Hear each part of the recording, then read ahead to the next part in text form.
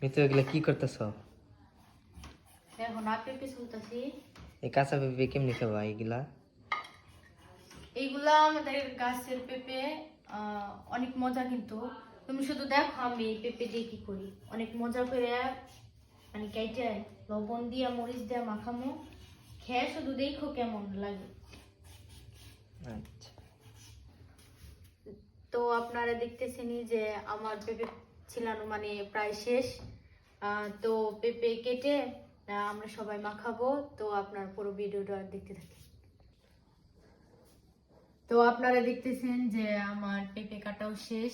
তো আমরা এখন বিট লবণ তৈরি করব, কিছু অল্প লবণ আর একটু মরিচ দিয়ে। তো আপনারা দেখতে থাকেন। আপনারা চাইলে বাসায় এরকম ভাবে মানে বানিয়ে খেতে পারেন, খুবই মজাদার। আমি প্রায়ই খাই কারণ আমাদের পেঁপে ক্ষেত আছে।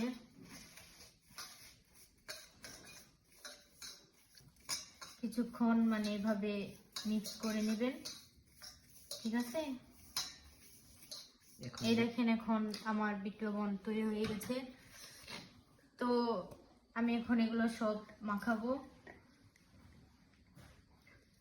আমার তো এখনই খুব খেতে ইচ্ছে করছে। আপনারা কিন্তু অবশ্যই বাড়িতে বানিয়ে খাবেন।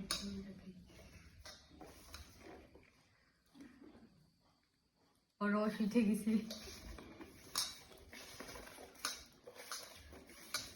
আপনাদের কাছে হয়তো মনে হচ্ছে যে এটা অনেক মজাদার না, কিন্তু আপনারা একবার বানিয়ে খেয়ে তো দেখবেন অনেক মজা, অনেক স্বাদ। কিন্তু সেই স্বাদ ভালো করে মিক্স করে নেবেন, কারণ পেঁপেতে যেন পুরো বিট লবণটা মানে মাখানো হয়।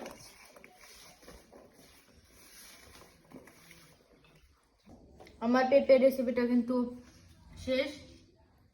একটু খেয়ে দেখি কেমন হয়েছে। অনেক মজা, কিন্তু